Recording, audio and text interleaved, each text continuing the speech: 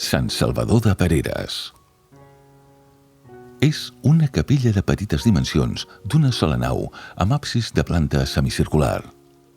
Té una coberta a doble vessant de teula àrab i campanar de cadireta feta de pedra tosca.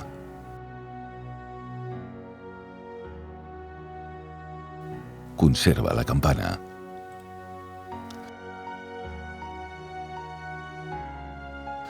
Correspon a una construcció de maçoneria completament arrebossada i pintada de blanc.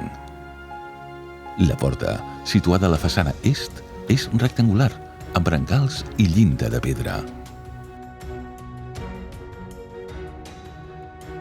La primera notícia documental sobre l'ermita data de 1596, quan sembla que sobre les restes d'una anterior, dedicada a Santa Magdalena, es basteix l'actual.